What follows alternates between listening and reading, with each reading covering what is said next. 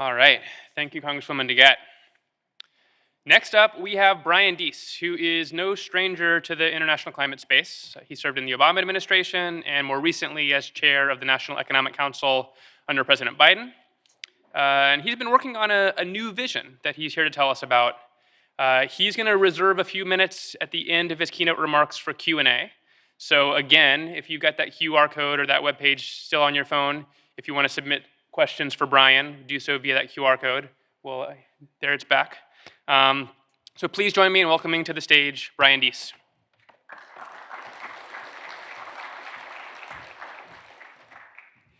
Thank you, and thank you all for being here on a busy day in Washington, hot day in Washington, to talk about this incredibly important subject. I want to start by validating in the strongest possible terms the core thesis of this event, which is that we need to bring climate policy and trade policy together more tightly in ways that are more aggressive and more effective. And I would actually extend it broadly.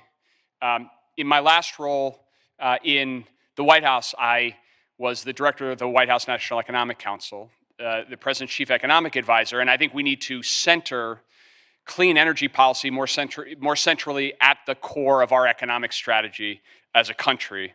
So I'm very thankful to the organizers of this event and to all of you for putting your shoulder against that broad thesis in the different ways that you do that. I want to spend my time here today in giving you a brief assessment from my perspective of what I think it will take to actually do that, which is a Marshall Plan style effort to actually accelerate decarbonization in developing countries and make sure that it's the United States, not China or any other country, that is a reliable leader in this global effort.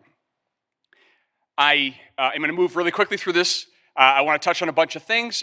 Be very eager to get your questions, reactions, feedback as well. So first I want to start with some context that relates specifically to China, because we're talking here in a conversation that has to do with trade and climate, and you really need to start, in my view, with China, which is, I think over the past several years, we've made real progress in a bipartisan way in recognizing that a global model of trade, where we operate on free market principles and China does not, is not sustainable. Whether it was sustainable in the past, it's not sustainable with China taking the role that it plays in the global economy and the clean energy economy today. I think there's bipartisan recognition of this, and with good reason, because today what we see is, facing a stalling domestic economy, China is engaged in a strategy of overcapacity externally and undercapacity domestically. It's investing in manufacturing goods in quantities far beyond its own domestic demand. It's working to flood markets with an explicit focus on core sectors that are key to the energy transition, including EVs, solar panels, and batteries. And while that strategy of over-subsidizing manufacturing for external consumption may have the impact of lowering prices temporarily, it does not build a durable long-term foundation for a resilient long-term energy transition that the world or the United States can depend on. And I believe that there is a growing bipartisan recognition of that reality. So if we accept that reality, then we have to accept that doing nothing in the face of that growing challenge is not a viable climate strategy, nor a viable economic strategy.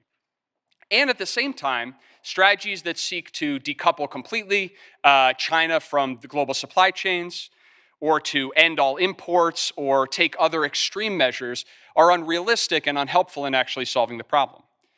So what we need is a plan for the US to lead in a global effort to have a more balanced trade regime that serves the objective of massively accelerating the adoption of low-cost decarbonization technologies among developing countries and our strategic allies around the world.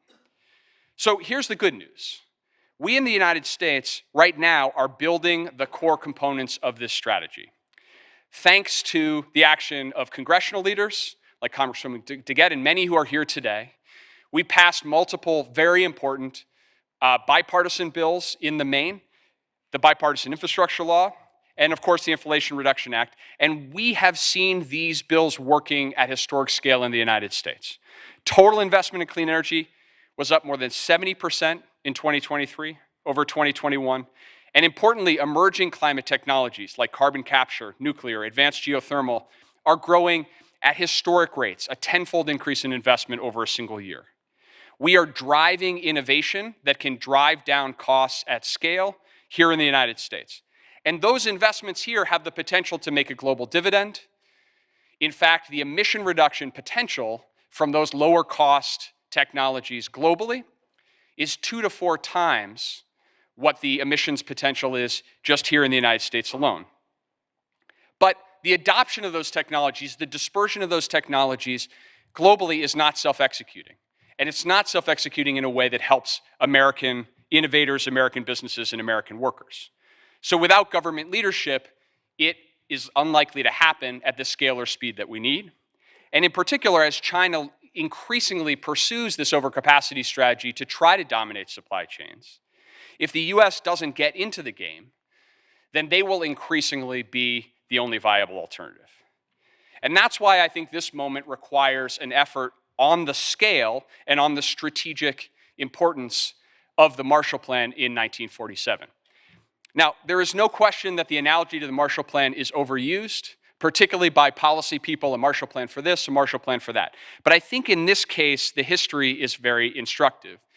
Because in 1947, Secretary Marshall and President Truman found themselves facing a fractured world order, increasingly dependent on great power competition, and where they had to face a skeptical public, a war-weary public, that was very wary of foreign aid and spending foreign dollars abroad. And in the face of those challenges, what they crafted was an explicit strategy designed to be pro-American and also generous to our allies. They put US companies and US economic growth at the center of that plan, and as a result, 70% of expenditures in the Marshall Plan were spent on products made in the United States on a wide range of sectors, from infrastructure to energy. And the plan gained broad approval, bipartisan approval, in a divided Congress, because the case was made that we had built industrial capacity here in the United States during World War II, and the way to actually extend that economic opportunity for our businesses and the jobs associated with that was to win export share in growing markets, and Europe was chief among those.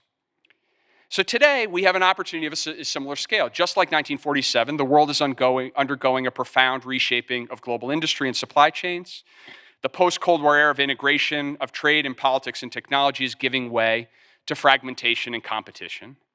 And at the same time, the global energy transition will be the largest capital formation event in human history, and it becomes more pressing by the day.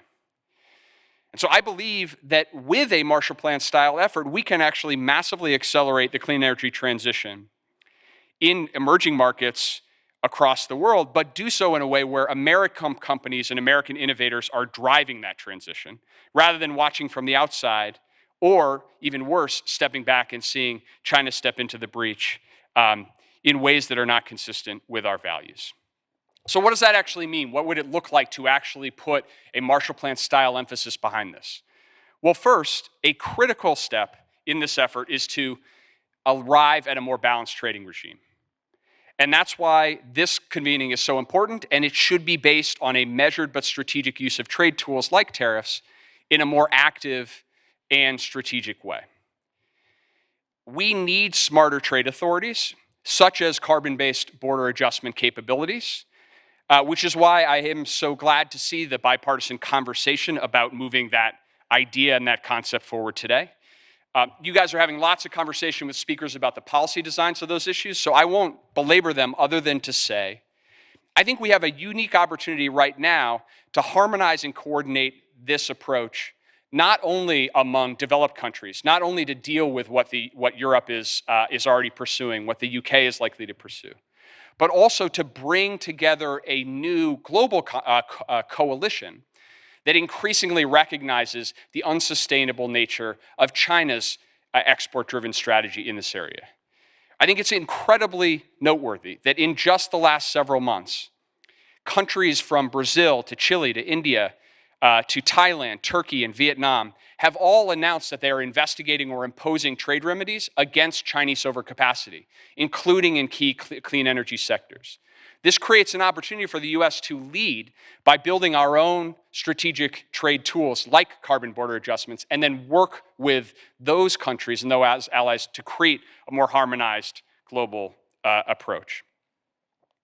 I also think that we can do this in a way that empowers rather than penalizes the least developed countries who are not driving the emissions problem globally, but have the most at stake for climate impacts as well. So I think border adjustments and increased trade tools is an absolutely necessary first step and a first part. I think it's necessary, but it's not sufficient. I think second, the US needs a new clean energy finance authority and capability on the scale and the vision that the Marshall Plan laid out. This needs to be muscular and flexible to actually make the US the engine of clean energy deployment.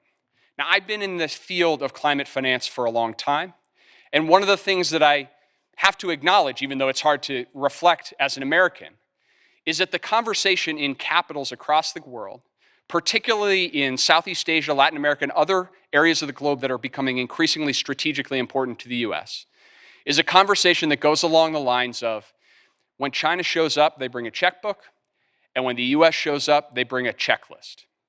And what that means is that the United States is increasingly not in the game of actually being a partner to help finance the investments in infrastructure, energy, and technology necessary to accelerate the clean energy transition, because we're not bringing the capital and the flexibility and the partnership that it entails. Now, of course, we do things differently. We operate with a set of values that we shouldn't compromise in this context, and that is different from an approach that China or other non-market-based economies would bring. But we can be much more nimble, much more flexible, and much more aggressive at showing up in capitals across the world and being proactive partners in this effort. Again, the good news here is we have promising models to build on. The US DFC has significantly expanded its lending into energy-related projects over the last couple of years. Domestically, the Loan Program Office of the Department of Energy has demonstrated the ability to scale dramatically and provide smart strategic lending to help facilitate innovative technology in this space. But we don't have the scale or the flexibility necessary to actually meet this moment in a real way. And to be clear, to meet this moment in a way that puts US companies and US innovators at the head of actually gaining market share in these growing global markets for these technologies. Finally, in addition to border adjustment capabilities and clean energy financing capabilities to support US businesses expanding export opportunities around the world, we need more stepped up energy resilience authorities to actually address diversification in key clean energy supply chains. We cannot build a durable clean energy transition in which one country owns 90% or 95% or 100% of key choke point supply chains that could become strategic problems and opportunity and obstacles for growth around the world. One specific example is to build off of the model of the Strategic Petroleum Reserve, which has been used strategically over the course of the last several years, but in just the last couple of years you've seen used to address the market implications of Russia's invasion of Ukraine, and to intervene now in markets to repurchase oil and help to stabilize global markets at the same time.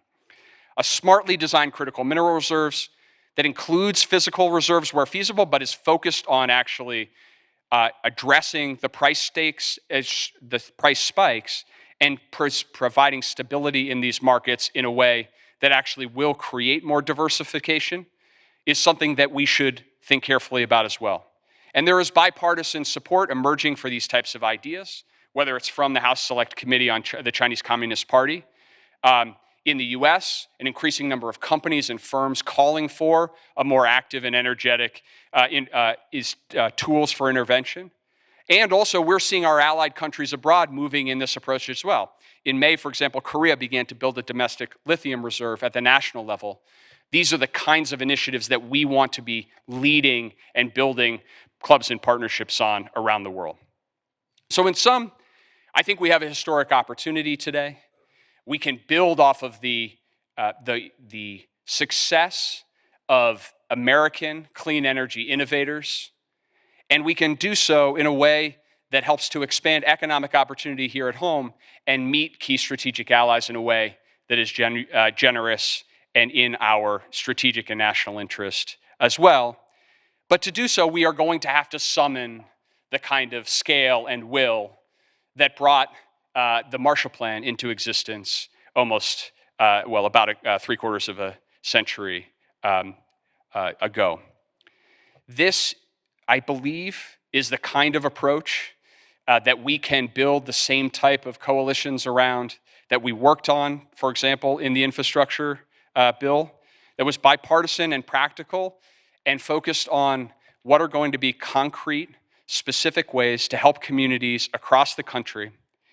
With the increasing examples we're seeing across the country where communities and places that have been too often left behind are now seeing economic opportunity connected to the energy transition.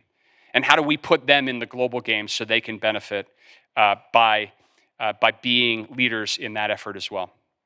So with that, I want to encourage the optimism, the energy, the enthusiasm that you all have to try to bring bipartisan solutions to bringing trade and climate together. I want to encourage the kind of ambition and vision that was embodied in the Marshall Plan and that we could re-invoke today.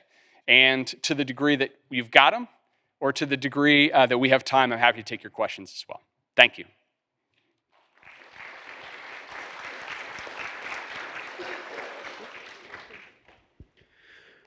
Brian, our first question of the day is, does your new Energy Marshall Plan, your vision, require the sidelining of the WTO framework?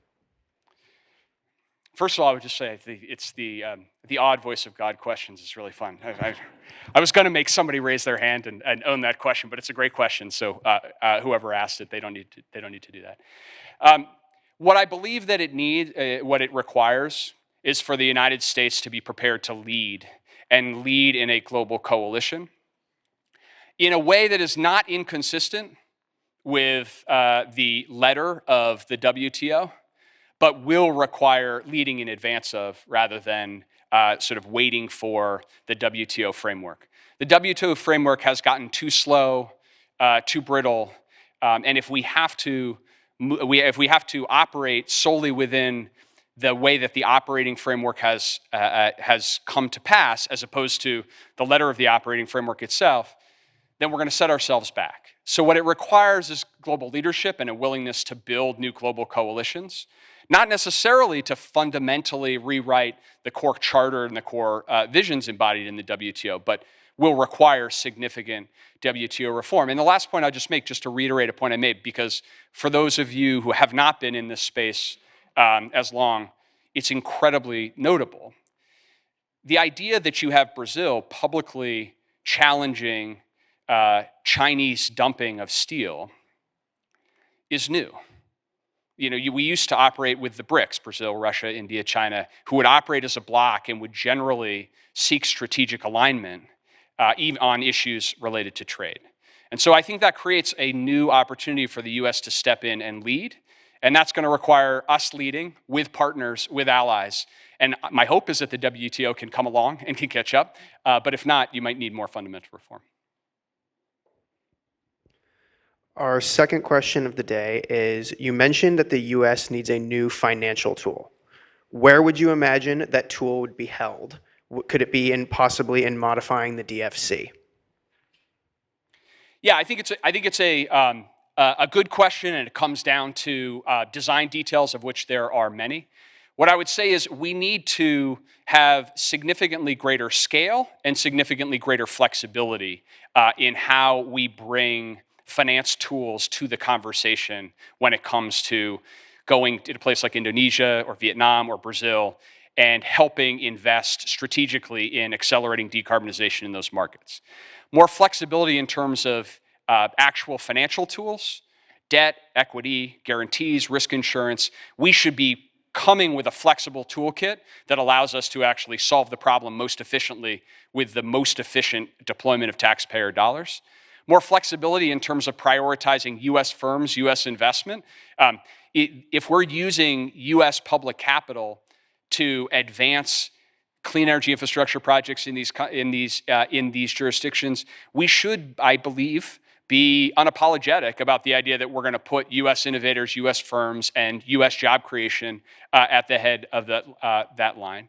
and more flexibility in actually being able to operate nimbly and quickly and get to committed deals that will be in the interest of US business, but also the global economy and global emissions reductions more quickly. And I think that there are a number of ways that we could get there. I think that you could envision and imagine reforms to the DFC that get you there. I think that what we should do is think about how do we bring all of the resources that we have within the federal government to bear to do that as aggressively and effectively. We shouldn't have to build underwriting or technical capability, for example, to look at advanced geothermal investments in multiple parts of the government in a siloed way. We should bring those together. And I think that there's multiple ways to do that. And part of what I'm hoping to encourage in this conversation is good creative thinking on how to do that. It's always difficult. It's always difficult when you're doing reforms that particularly executive branch agencies can get their backs up and say, well, where's it going to be and who's that? I would encourage the conversation to say, can we try to get to a shared vision and to figure out the most effective way to bring different tools to bear? Brian, thank you so much for your time today. We really appreciate it. Thank you all.